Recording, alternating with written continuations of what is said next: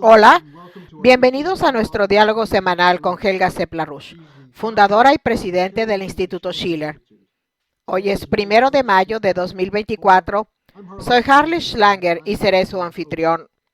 Pueden enviar sus preguntas o comentarios por correo electrónico a questions@schillerinstitute.org o publicarlos en el chat de YouTube. Helga, estamos siendo testigos de una creciente rebelión en los campus universitarios de todo Estados Unidos, ya que los estudiantes están expresando su oposición a las políticas del gobierno de Biden y del Congreso de financiar el ataque israelí contra Gaza, que hasta ahora ha matado a más de 34,000 personas. Una encuesta de la CNN publicada el otro día muestra que más del 80% de los jóvenes de entre 18 y 34 años se oponen a la política de Biden de apoyo a Netanyahu. Sin embargo, en el Congreso y por parte de figuras destacadas, incluido el propio Biden, piden silenciar a la oposición que se expresa en las manifestaciones en los campus. Nuestra primera pregunta es, ¿qué opina de lo que está ocurriendo en los campus? ¿Puede esto cambiar las cosas?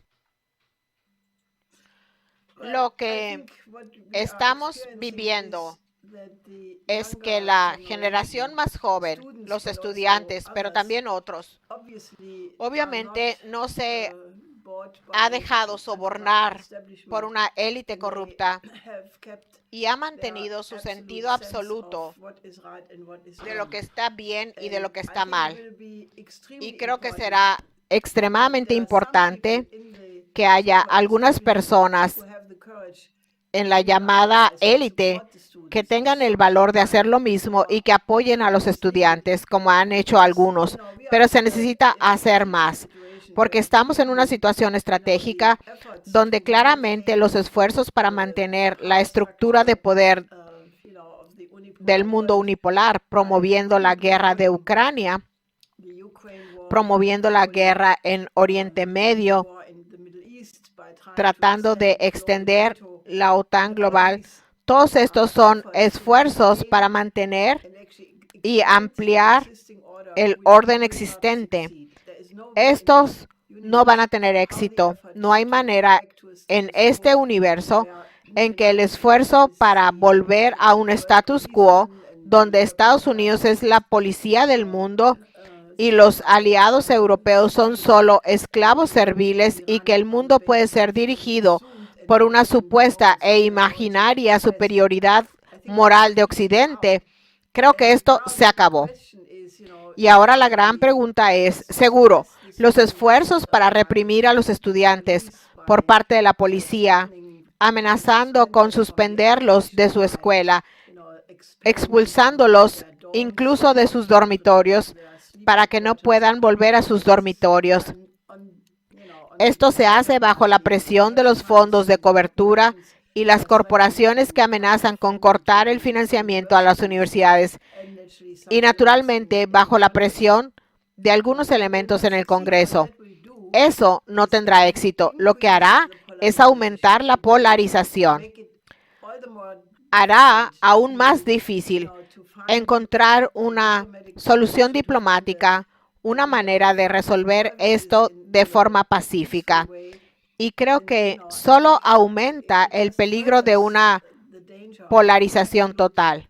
Porque si nos fijamos en la época de las redes sociales,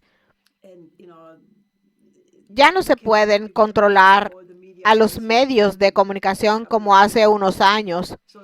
Así que los estudiantes y los jóvenes y toda la gente del sur global están observando lo que ocurre en Estados Unidos y están observando cuál es la posición alemana. Y entonces sacan sus propias conclusiones y llegan a una conclusión de que los gobiernos del llamado Occidente global están perdidos sin remedio, han perdido su moralidad. Y, por ejemplo, si observan algunas imágenes en las que el embajador alemán en Cisjordania y también el embajador en Pakistán fueron abucheados por los estudiantes que denunciaron totalmente a Alemania por su apoyo a la política estadounidense israelí.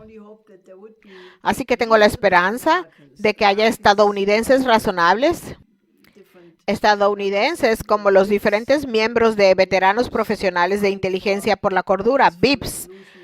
Hay muchos grupos que luchan por una resolución pacífica como Pax Christi y muchos otros grupos que apoyan una solución diferente. Yo espero que eso influya en el debate público en Estados Unidos y en otros lugares de tal manera que más gente presiona a Israel para que pare esto, porque no se ha detenido. Blinken, que anda por la región en estos momentos, pretende insistir en que ahora es la gran oportunidad para que Hamás acepte un acuerdo, mientras que Netanyahu se reunió con los miembros de su gabinete y les dijo, de ninguna manera. Y luego Netanyahu dijo que la ofensiva en Rafah va a ocurrir sin importar cuál sea el posible acuerdo con Hamás. Así que todo parece indicar que el espectáculo de horror continúa. Y ya que mencionaste que han muerto 34,000 personas, acaban de descubrir que probablemente otras 10,000 como mínimo están enterradas bajo los escombros de las diversas casas destruidas en Gaza. Por tanto, es una situación increíble y cuanta más gente se levante y apoye a los estudiantes, mejor. Así que le pido a la gente que haga exactamente eso.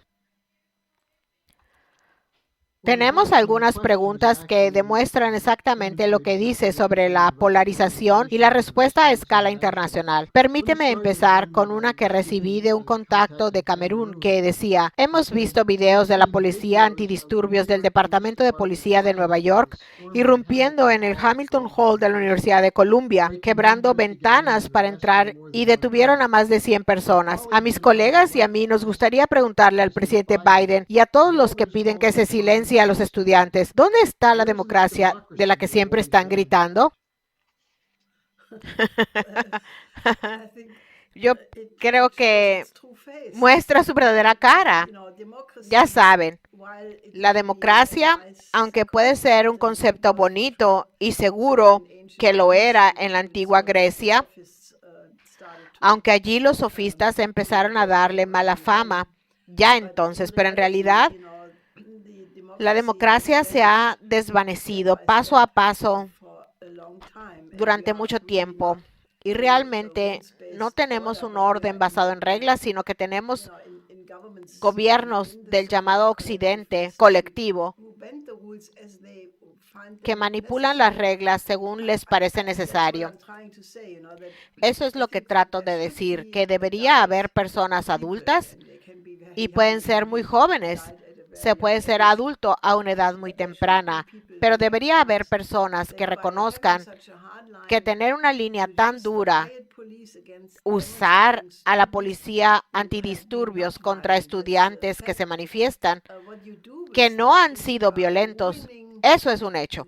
Lo que se hace con eso es arruinar la reputación de la democracia, la reputación de que hay algo como el Estado de Derecho y los derechos humanos.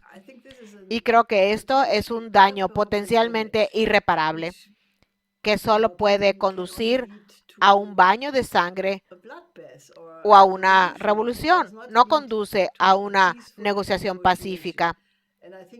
Y creo que más que nunca la diplomacia, la no violencia y un diálogo para encontrar una solución razonable es lo que exige este momento, porque la otra dimensión de todo este asunto es que la histeria por la guerra está aumentando en todo el mundo, especialmente si nos fijamos en los diferentes despliegues en torno a la OTAN, que es cuando es el momento de dar un paso atrás y pensar seriamente, porque si uno va en escalada, se va en escalada cada vez más y se acaba en la Tercera Guerra Mundial.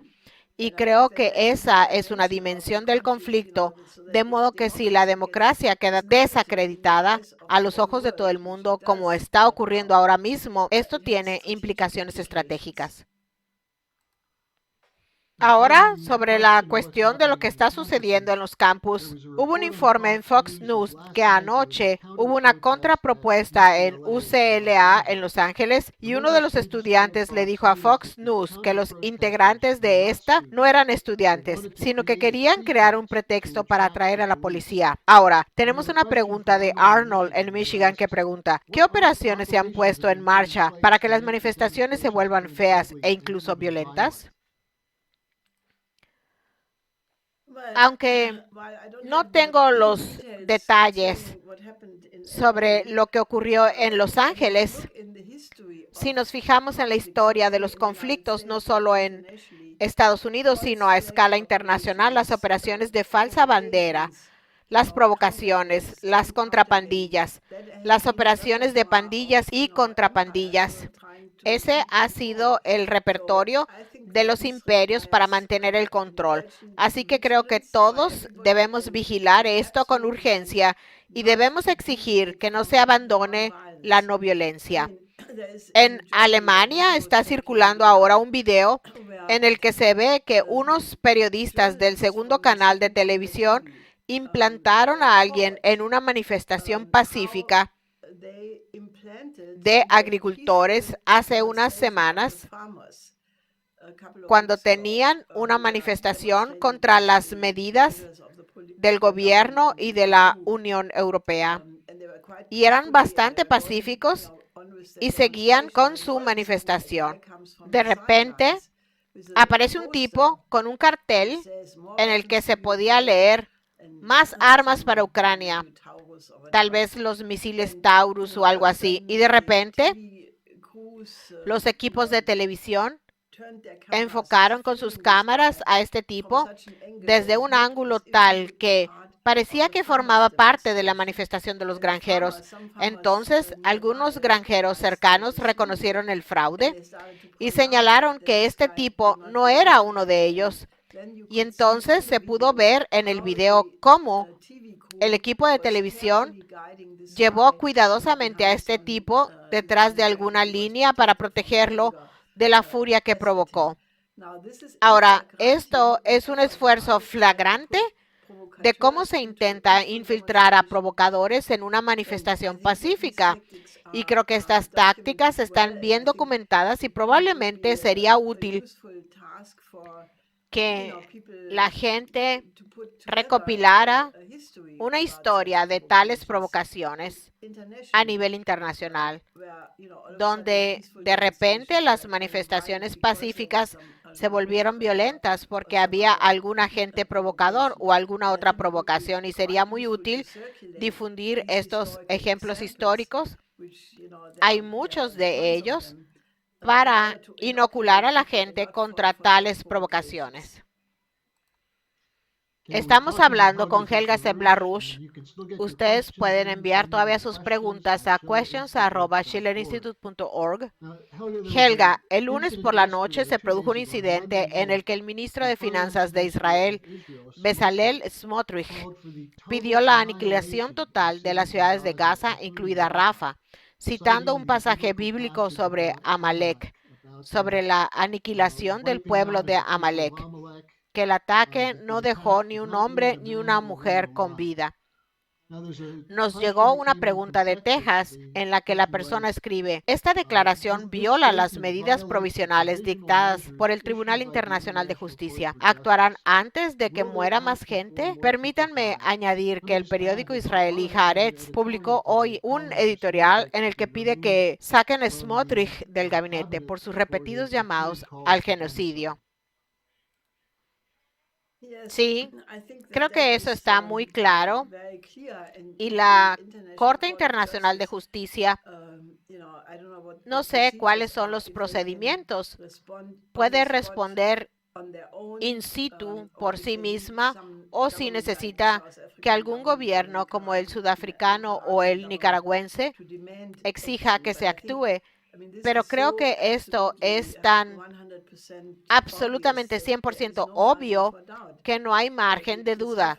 Esta referencia a Amalek es la prueba, y eso se ha documentado antes.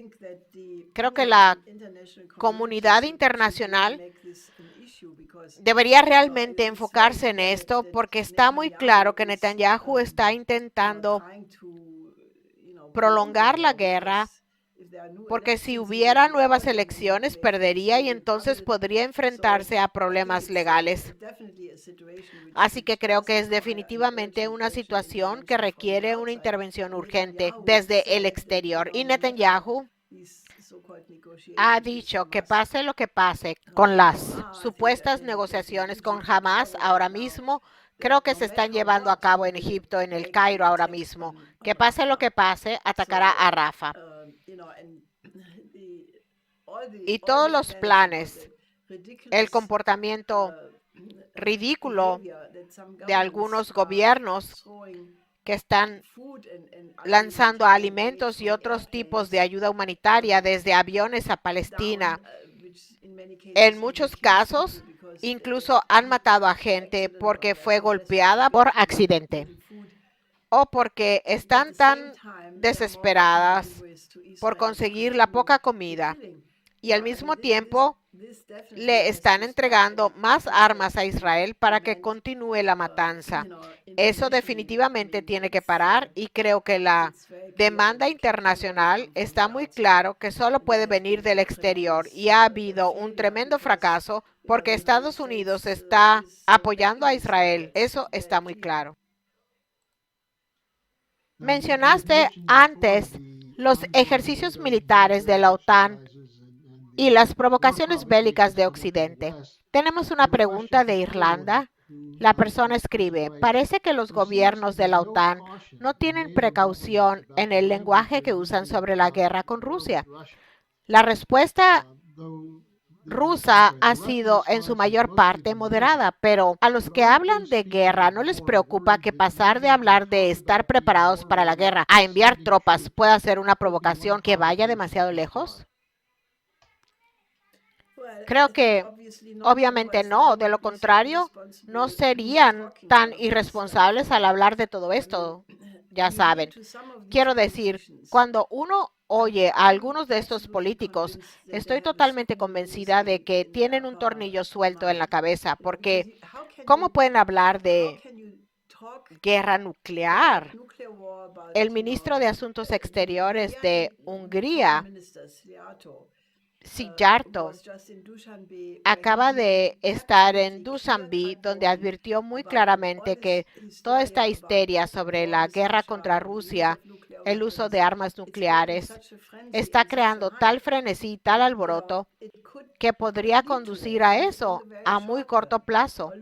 O miren al secretario general de la OTAN, Stoltenberg, que acaba de decir que hay que garantizar el suministro de armas a Ucrania, independientemente de cuáles sean las políticas internas de los diferentes países de la OTAN, porque eso obviamente puede cambiar en las elecciones y demás. Así que propuso que la OTAN se hiciera cargo de la coordinación de los suministros de armas a Ucrania y habla de 5 años. ¿Han pensado alguna vez que la democracia puede seguir existiendo? Eso es lo que dijo la ministra alemana de Asuntos Exteriores, Baerbock. Me voy a asegurar de que se entreguen las armas a Ucrania. Piensen lo que piensen mis votantes en casa. Quiero decir, ¿somos una democracia? Obviamente no. Creo que es realmente importante que empecemos a recopilar este tipo de declaraciones, porque hasta la persona más irreflexiva tendrá claro que estamos a punto de perder la democracia. Así que yo pienso que necesitamos un movimiento pacifista mucho más fuerte. Creo que necesitamos que mucha más gente se comprometa con el tipo de esfuerzos del Instituto Schiller y de la Coalición Internacional por la Paz, tratando de poner sobre la mesa soluciones que cambien la geometría, porque si se permite que este tipo de declaraciones continúen, o simplemente tomemos otra cosa de la que se acaba de informar, que en la Escuela Superior de Guerra de Estados Unidos hubo justo entre Stratcom de Estados Unidos y otras entidades, juegos de guerra que practicaron una guerra a niveles múltiples de diferentes facetas, involucrando a varias potencias nucleares. Obviamente a Rusia, a China, posiblemente a Irán, posiblemente Corea del Norte. Pero tener juegos de guerra que se enfocan en un plan multiconectado de tales guerras, se puede decir, bien, es solo un juego de guerra, pero los juegos de guerra son la preparación para lo que podría convertirse en realidad muy rápidamente. Y creo que este peligro de escalada de los belicistas, tomemos por ejemplo a la política alemana que preside la Comisión de Defensa del Bundestag, Marie-Agnes Strack-Zimmermann, la principal candidata del Partido Liberal al Parlamento de la Unión Europea en junio, y ahora un tribunal de Düsseldorf ha decidido que es legítimo decir que es belicista, porque lo es. Ahora bien, ¿votarías por una belicista? Obviamente tenemos que hacer que la gente se dé cuenta de verdad de que cuando uno está desconectado de las consecuencias de sus actos, cuando se está desconectado de la realidad, está clínicamente loco. Y creo que ese es un debate que se necesita urgentemente y cuanta más gente participe, mejor. Pero aún más importante es participar en nuestros esfuerzos para cambiar la agenda hacia una arquitectura internacional de seguridad y desarrollo en la tradición de la paz de Westfalia, porque tenemos que cambiar la dirección general. Tenemos que volver a la diplomacia y a la negociación y dejar atrás la idea de que el resultado de la guerra se decidirá en el campo de batalla o que las armas pueden decidir el resultado en el campo de batalla, porque ese puede ser el final muy pronto. Tenemos un par de preguntas más aquí, Helga. Menache, que todo el tiempo nos manda preguntas, dice, ¿por qué amenaza Estados Unidos a la Corte Penal Internacional por su posible orden de arresto contra Israel? ¿Cuál sería el impacto de esta acción? Supongo que se refiere a que si la CPI emite una orden de detención, ¿por qué Estados Unidos está en contra de eso? Creo que Estados Unidos no firmó el tratado de la CPI, por lo que no cree que tenga nada que ver con esta, pero es que, de nuevo, si uno veta todo el tiempo en el Consejo de Seguridad de la ONU, si no escucha las resoluciones que decide el Consejo de Seguridad de la ONU, si dice que lo que decide el Consejo de Seguridad de la ONU no es vinculante, que fue la reacción tras la última resolución de la ONU con respecto a Gaza, lo que en realidad está diciendo es que el derecho internacional no existe, que la fuerza del más poderoso es lo único que manda, y esta idea procedente de ciertas fuerzas del Congreso de tomar represalias.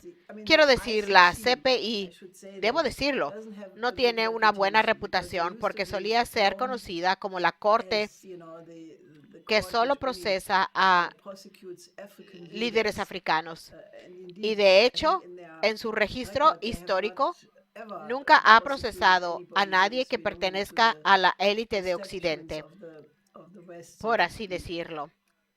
Ahora,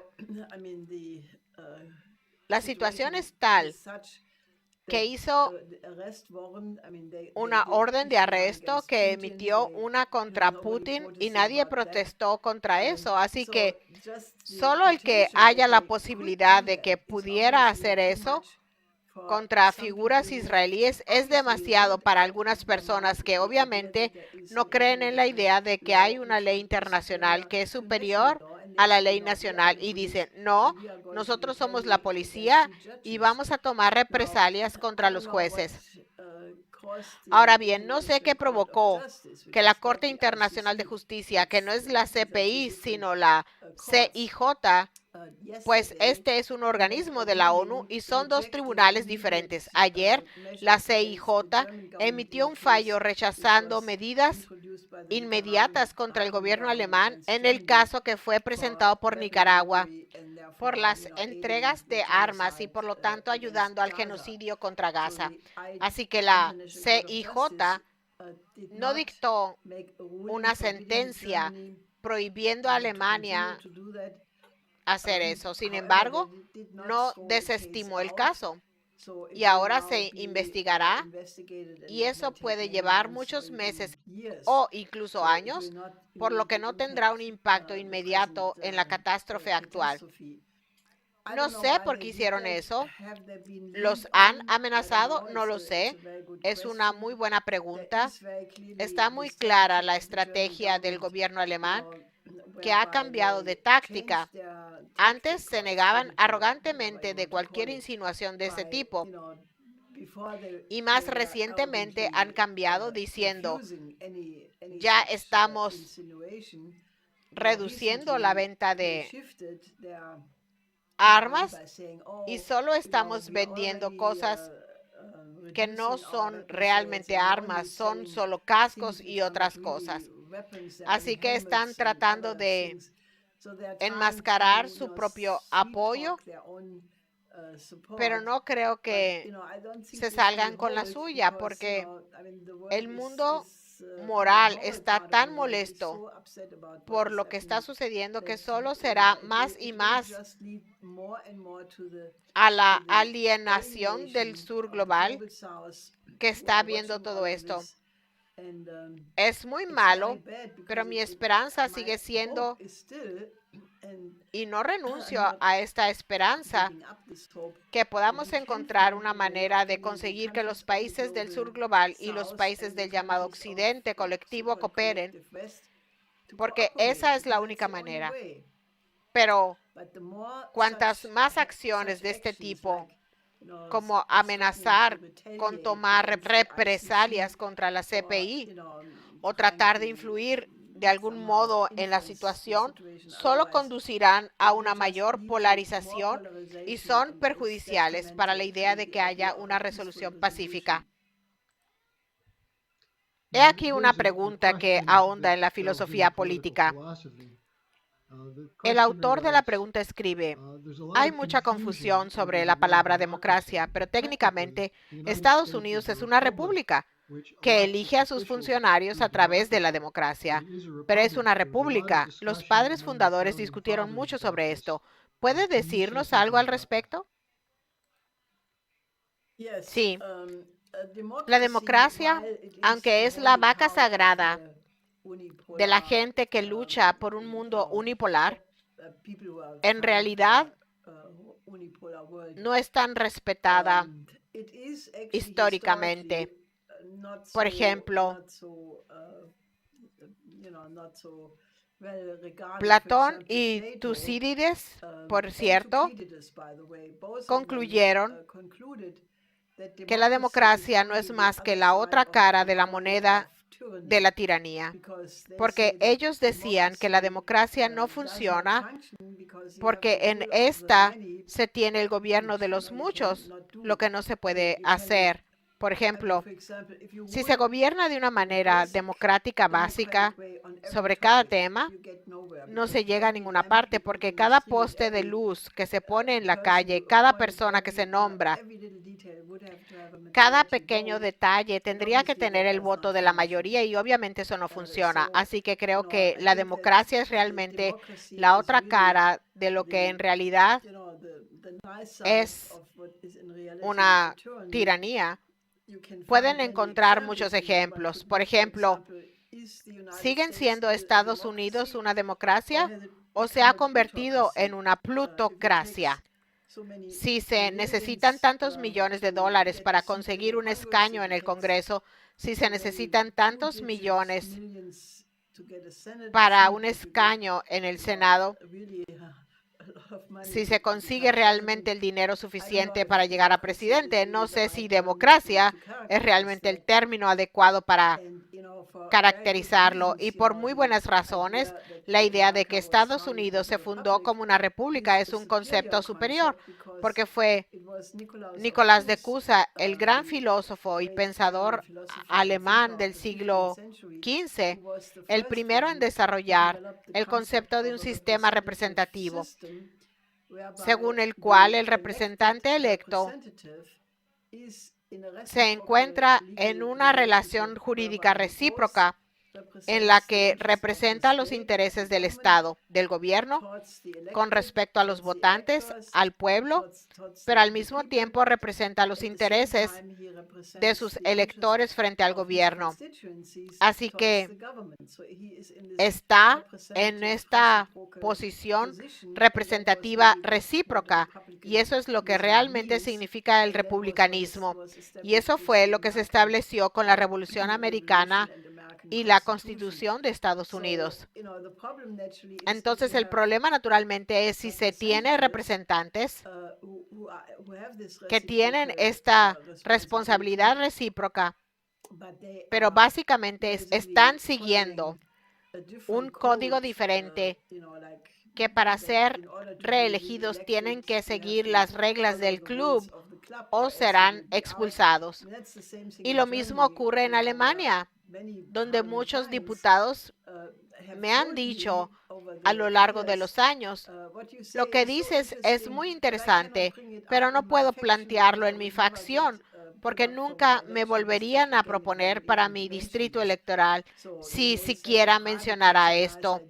Así que pueden decir en privado que son ideas bonitas, pero si se trata de presentarse, muchos de ellos no tienen el valor, porque dicen: si pierdo mi trabajo, no podré hacer el bien. Pero si tienen el trabajo, se les impide hacer el bien, así que ¿de qué vale este argumento?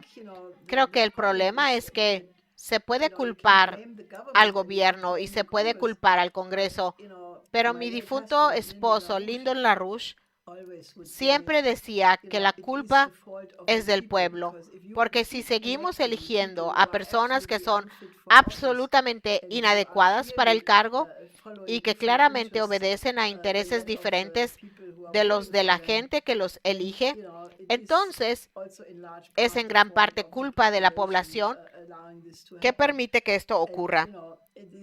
Y es obvio que todo el juego consiste en impedir que la gente piense con claridad, que tenga el tipo de conocimientos que necesita para juzgar estas cosas. Hay un enorme aparato en marcha para impedir que la gente piense con claridad. Uno de ellos es la plaga de las drogas, con la desregulación de las drogas. En Alemania han legalizado el consumo de cannabis. Si se entretiene a la gente constantemente y sus facultades mentales están confundidas por diversas sustancias, eso facilita mucho que las gobiernen, porque el único remedio para eso es tener ciudadanos del Estado, ciudadanos que asuman la responsabilidad de sus vidas, de la nación y de la humanidad en su conjunto con la seriedad suficiente como para ser llamados a ser presidentes o a ocupar puestos en el gabinete: ministro de Economía, ministro de Salud, secretario de Educación. Pero la mayoría de la gente preferiría tener una visión más estrecha y disfrutar de una barbacoa y otro tipo de diversiones inofensivas, es cierto, pero a costa de asegurarse de que se mantiene la república. Creo que fue Benjamin Franklin quien respondió a una pregunta sobre la Constitución: les he dado una república si pueden mantenerla.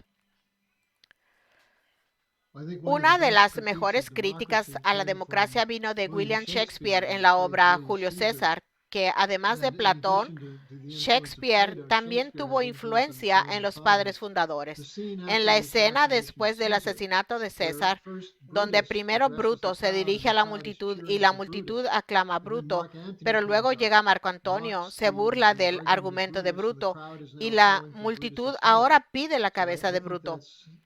Está claro que la idea de democracia, como se oye decir a Blinken y a Chatham House y al Consejo Atlántico, es contra lo que Shakespeare estaba advirtiendo. Así que, Helga, hemos llegado al final. ¿Tienes algún comentario final para la gente? Solo me gustaría que se unieran al Instituto Schiller, que se unieran a la Coalición Internacional por la Paz, que se reúne todos los viernes.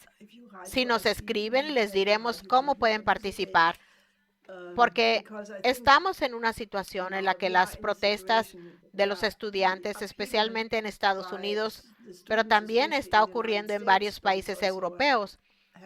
Creo que es un cambio esperanzador. Es una expresión de que hay un sector importante de la población que defiende lo que es correcto. Pero obviamente las fuerzas que están obteniendo grandes ganancias de la guerra no quieren sofocar estos conflictos, quieren que continúen. Creo que el Papa Francisco acaba de hacer una nueva declaración en la que condenó completamente ganar dinero con la venta de armas. Dijo que este es el pecado más repugnante y más grande de todos. Y creo que la gente debe escuchar eso y tenemos que conseguir que la máquina de guerra sea reconvertida. Tenemos que encontrar una manera de detener esta idea de que la economía real es cada vez más la parte militar y para que eso sostenga la burbuja de la deuda, las tasas de interés y todo esto.